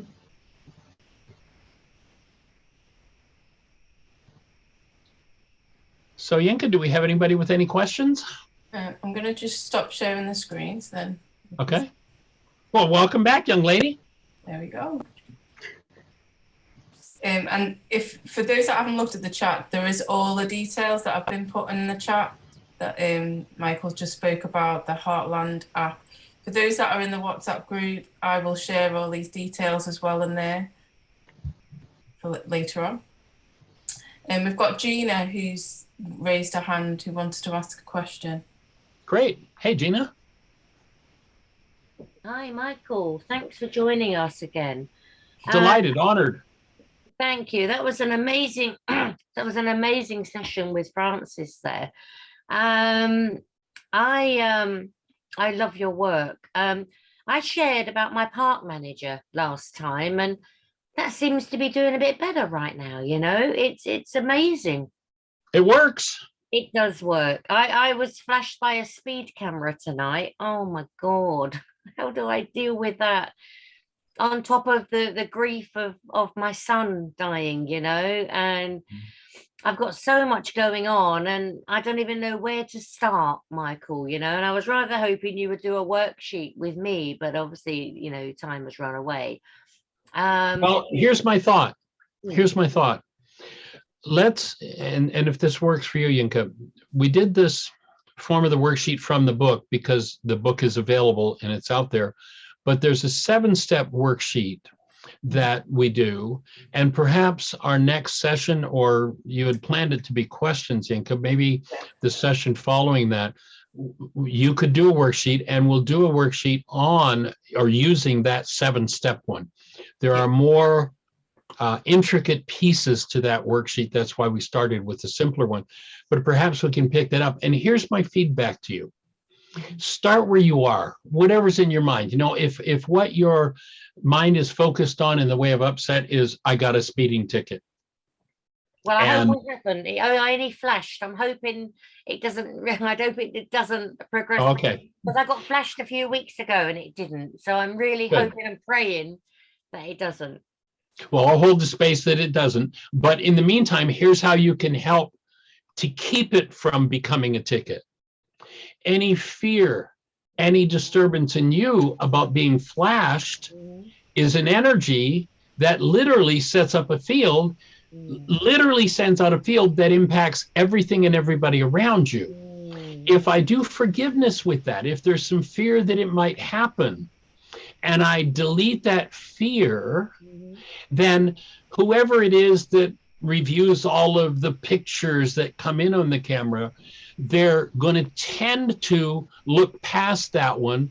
If there's a big fear energy around it, then the tendency is to be drawn to the fear energy as you delete that in regard to anything. So just take whatever's up in your face at this moment.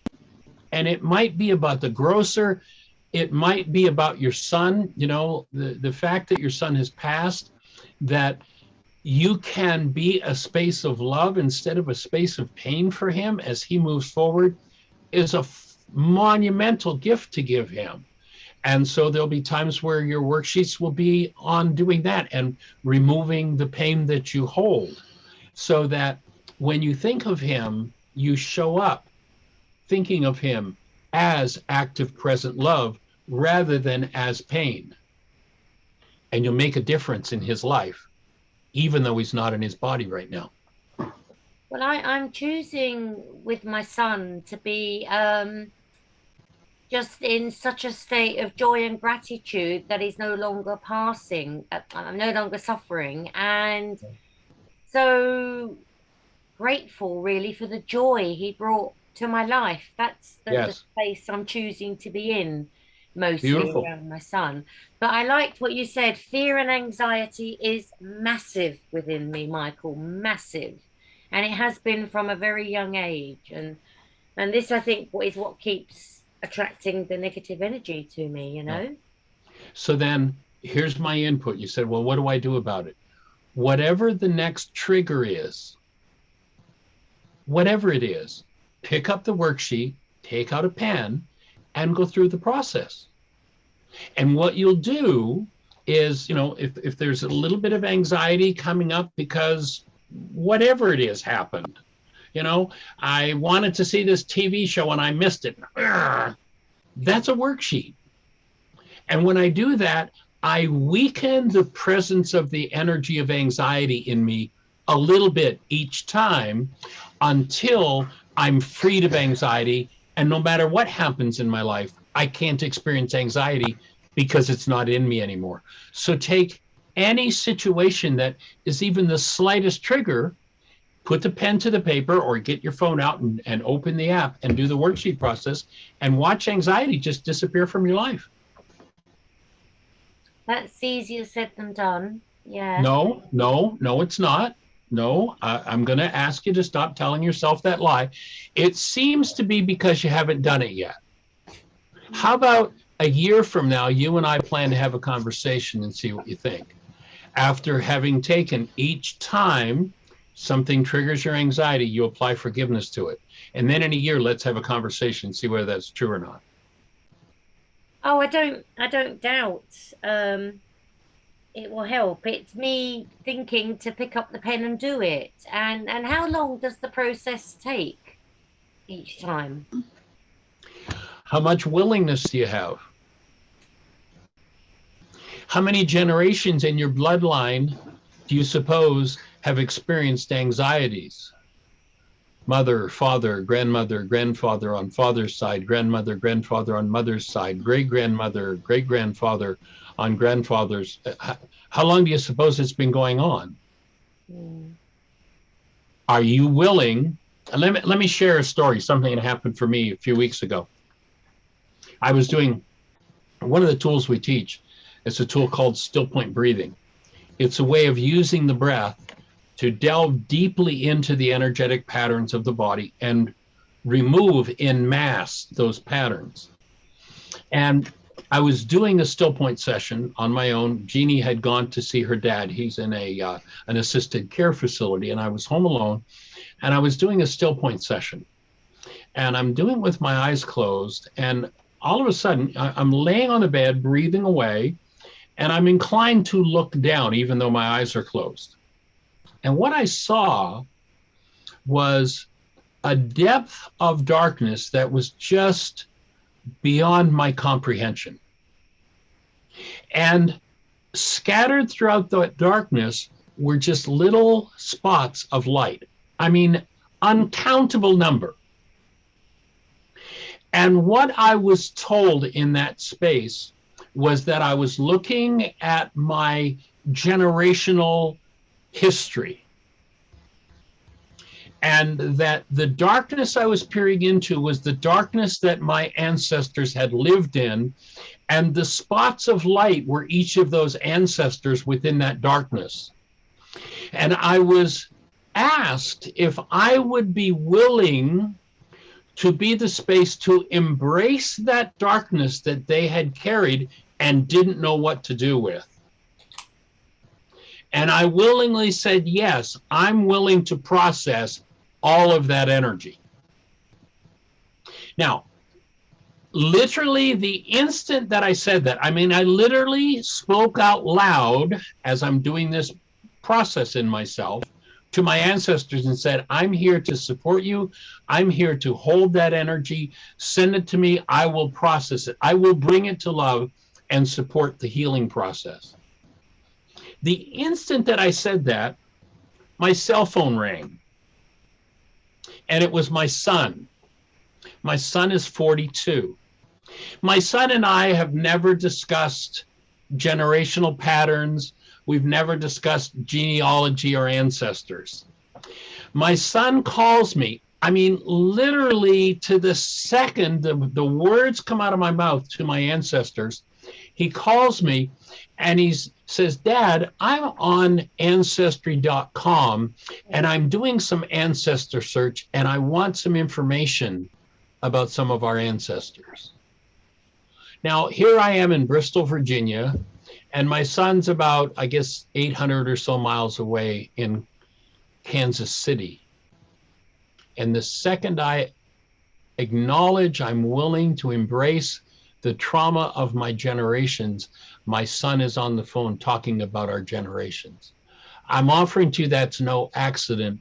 That's what works. That's how it works. When I'm willing to embrace those energies and those patterns, all the support that I need from the universe is there for me and for you and for each one of us, if we choose to step in and do our work. You know, a particular thing happens and, you know, doing forgiveness around that may seem meaningless. You know, like, why would doing a worksheet on Deborah lead to us in this particular worksheet having clarity on how I'm going to create joy in my own life? That doesn't seem like a logical progression. But look what just happened. I'd offer that every worksheet that you do, around the tiniest little thing that happens, if you take the tool and you start to make it a habit, you will open things that are just beyond what you could comprehend and bring healing, not just to yourself. How There's do a you, wonderful line. Go how ahead. do you heal all your generational woundings? Did you just listen to what happened here? There it is. Yes. There's how. Step by step by step. This is how you put the pen to the paper. And what it does is it opens the veil of your temple where those energies are stored. And by bringing love present, every step, I mean, this is not the deepest worksheet that we have, but every step, we just covered it. We just explained how. There it is. Now, please stop asking how and put the pen to the paper and do it. Because you can sit around forever, you know, if your generations had the habit of going, well, how do we do this? How do we do it? How do we do it? How do we do it? We'll never find an answer. How do we do it? Then you'll never find an answer. You've got the answer. You already know. I just told you how. Watch, do it, and it'll happen. That's all. I promise you. That is the problem. I do just sit about asking how, Okay. how, and get nowhere. So now I'm going to invite you to stop. Pick up this piece of paper or go to your phone in the app and do it. You now know exactly how. You maybe don't know everything about the process yet that you're going to learn, but you know more about forgiveness right now than 99.999% of people that have ever lived on planet Earth. You know more about forgiveness than 99.9999% of mental professionals, 99.999% of psychiatrists and psychologists. You know more about it than they do. Stop asking the question and do the work. That would be my input. I feel daunted. Or don't. Eh? Or don't. Yeah, You choose. I feel daunted by it. Yeah, well, okay, so now here it is. Here's the instruction. Here's what you do. I feel daunted. Now remember our definition of denial. When I think or speak as though something outside of me is the cause of what's moving inside of me, I'm in denial. When I deny, I dissociate from the part of me that needs to be healed. So notice your denial. This is daunting to me. That's called denial. So here's my input. Your next worksheet is on being daunted. Number 1A, I seem to be daunted because I'm facing these generational patterns. And it triggers my feelings of inadequacy. And the thought is, I'm not good enough and I could never do it. And I want to punish myself by quitting and leaving. Punishment and blame are not my friends. I now choose to be responsible. I want to feel better. I'm going to let go of my feelings of overwhelm and being incapable and the thought that I can't do it. I'm willing to live peacefully, to be happy, and go through the symptoms of healing, which might feel like hell as you go through them. Remember to keep breathing and stay in willingness. I choose to restore the condition of love to my mind, even though I am so daunted by this or seem to be. And I'm going to stop. What's a loving thought I can have about myself? Well, here I am. I'm learning and I'm willing to do this. Okay, what's my goal? I want everything to be healed automatically yesterday is my goal. That's number 6. Well, I'm not upset because of this thing about being daunted, but the reality of being daunted is inside of me. My thinking is in error. That's why I'm in pain. And now I've got a tool for fixing it. Number 8, I take responsibility, not blame for this reality of being daunted. Every reality in my mind, including this one, is changeable. I now choose to connect with love instead of my thoughts that I've used all my life to keep running away. I choose to connect to love. I'm going to cancel my need to be able to heal everything in my life. And I'm going to ask for help in letting go of this feeling of overwhelm and being daunted. Now, how do I feel? Well, I just took a breath and, I feel a little lighter and I feel like something in my back just released. Wonder what that is. Feels better. Yeah. Gee, I'm moving in the right direction. Okay, what's the last step of the worksheet? Number 11. So this feeling of being daunted and overwhelmed, I'm going to join with myself in love in the presence of this. And I'm going to set the goal to free myself of everything from the past. There you go. You just did your first worksheet. Mhm. What did it take? 3 minutes? Simple, zip, zap, bang, and it's done. That's how you do it. Now you can stay in the conversation of, oh, I don't know what to do. I don't know. You can do, I mean, that's your choice. You have that option. But I just showed you how to do a worksheet in 3 minutes and go through an issue. You start doing that. Here's my suggestion to everybody that's listening. If this makes sense. Now, tomorrow, your mind may say, bullshit, I don't want anything to do with it, because you're starting to dig into deeper places. Here's what I'm going to suggest you do.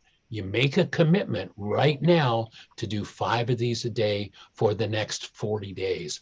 And whether you feel like it or not, you do it because you made a commitment, and you keep your commitment to yourself. And 40 days from now, you and I have a conversation, and you're not going to know you're living in the same world because you did it. That would be my offering.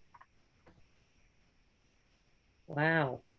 Well, that's told me, isn't it? Yes. Oh. Love it. I mean, it's literally that simple. It's not always easy. You know, when we're facing these tough things, it's not easy. But it's kind of like, you know, and each person has to do the work for themselves. You know, let's say, gee, I decide I want to be the world champion weightlifter.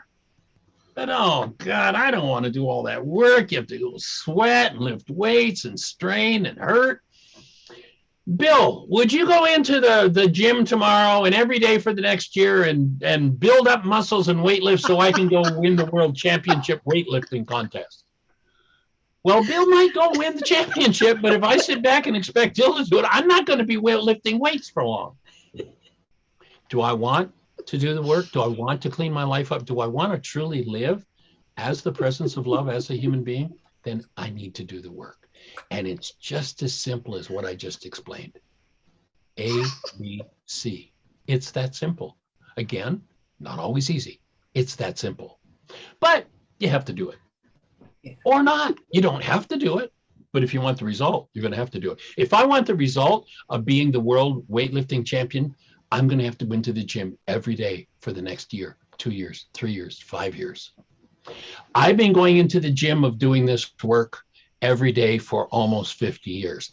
And I will tell you once again, the most important work that I've done in my own personal life, in my own family system, has happened in the last 2 years. Now, you don't have to spend 50 years trying to understand it. I just handed you the whole thing on a platter. Will you use it? I don't know. I hope so. I hope so. Yes. And know that we're here to support you. And there'll be tough times and there'll be things to slog through. But, you know, you don't have to get trapped in that mind energy, that error thinking from the past. You can say, I'm going to pick up the sheet and I'm going to do it. I'm going to pick another one up and I'm going to do it. And sometimes you will forgive 20 times a minute in developing the skill and the ability to throw off these generational patterns. You know, when you realize that in just 30 generations of each of our bloodlines, there are over 1.6 billion lives in your genes, in my genes.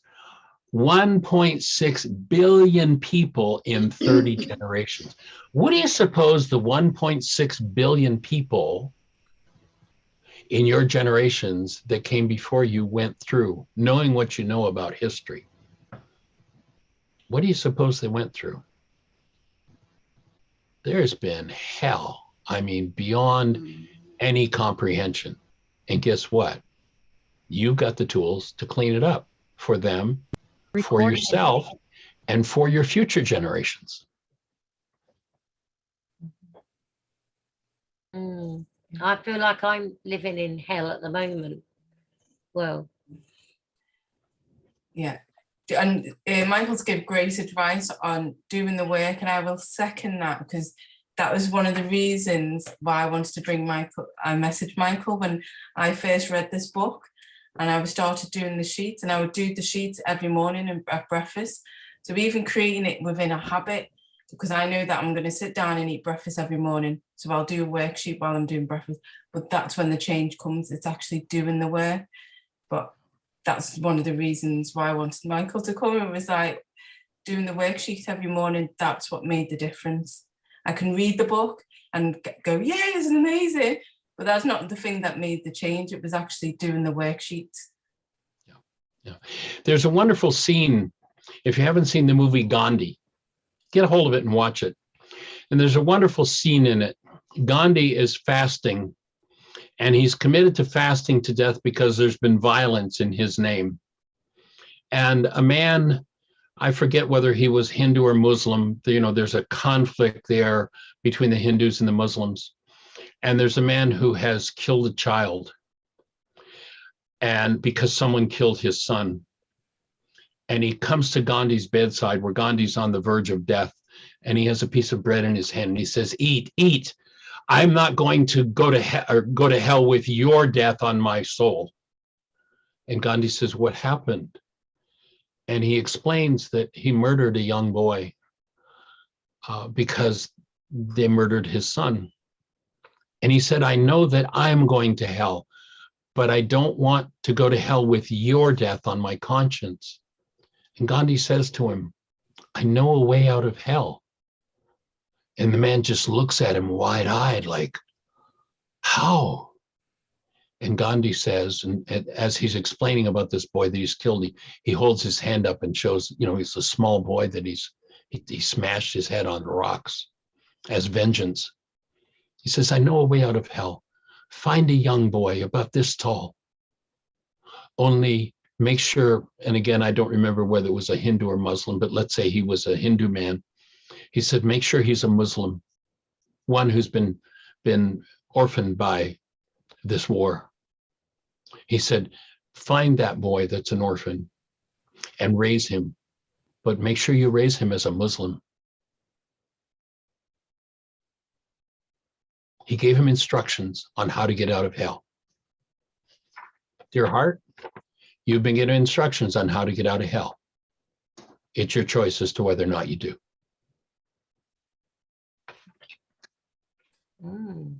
Thank you. We've got one more question, and then we'll have to probably close it there because we are up. Some of us are up at 5 a.m. for the 5 a.m. club tomorrow. Okay. We were up early this morning. Okay. So we've got Magdalena, and then we'll close it there. Thank you very much. Michael, I would like to thank you for our last talk because it gave me a bit of insight, and I was going through the worksheet over the time between the meetings. But today, one of our participants put actually one of your lectures link to it, and I watched that. And I remember particularly one part when you were saying that if you leave, there was two emotions mentioned. I remember just one, that if you live your life in fear, like the fear is powering your life, you're not living fully as a human. It's right. Not as a human state. So my question to that is, how would you define living like that? And what would you see as the way of that, way out of that? Because my fear is rooted in my childhood, because I've been discussing this with my psychologist, and it's basically lack of stability which I had in my home with my parents, because for me the paternal figure was actually my grandma. Right. So what would be your advice to me? Because I realized that at the moment my grandma died, I was living completely unstable life because my parents weren't like totally predictable. So you have that like security of safety on home. And I know now, doing the work I did recent weeks, that it was fueling whole my life, and I don't know how to work that out and change it. Okay, so here's my input. Again, let's go back to that question I asked about holding a newborn. It's a question Jeannie, my wife, and I have asked of tens of thousands of people all over the globe in our travels. And when we ask people to identify the essence of the newborn, virtually everybody's answer is some variation on the theme of love. My offering to you is, that's who you are. And you make a determination that you're going to walk through your life as love. And when something happens that triggers that which is less than love in you, you pick up the worksheet and you Okay. forgive. Okay. And what will happen is, as your determination is to walk through the world as love, you know, you're going to go to the grocery store and the clerk behind the counter is going to turn his eyes a certain way that were a mirror of the way your grandmother used to look at you just before she was, and I don't know if this is just as an idea, just before she was ready to yell at you. And that triggers that fear response. Oh, so I got that look. So I'm going to dig out a worksheet. I'm going to look at the goal I held. Well, I wanted that person to look at me with loving eyes. It's So I cancel my goal. Be with me. I cancel my need for that person to look at me with loving eyes. And I ask this power inside of me, Ruka Takucha, the super processor, to assist me in letting go of this old painful energy that just came up in response to that look I got from the clerk in the store. And I allow myself to be restored to love. And then I determined to walk through life as love, and the next event and the next event and the next event and the next event that happens to trigger in me that which is less than love will be the opportunities that I need to clean those things out of my structure. There's an interesting passage in one of the books that didn't make it into the canonized scriptures, and the disciples are with Yeshua, and the Pharisees are really down. They're really railing on him. And the disciples kind of turn to him. I think it was in the book of Thomas, if I remember correctly. They turn to Yeshua and say, why don't you give them back some of, why don't you sock it to them, give them back some of their own medicine? And Yeshua says, I have none of that in my store. Do your work until you have none of that in your store. Yeah, well, with my grandma was always like, she never was angry with me. She will get upset and go quiet, but she was protecting me from anger and other things which were happening to me in my life. Right. From my parents' side. Right. Basically, she was my protector. Well, wonderful So, that you had that support. which reminds me of her. I just generally cry because I miss her so much. Right. So here's your next worksheet, number 1A. I seem to be upset because my grandmother, my trigger, is gone, is not in my life anymore. This triggers feelings of sadness. The thought is that she's gone and I'll never see her again. What's the punishment? Oh, I just want to rage. Whatever it is, I'm just pulling examples out of the air. Go through the worksheet process. You get down to the place where I just dearly, deeply want my grandmother to be here. Step 6. Step 9, I cancel my need for my grandmother to be here.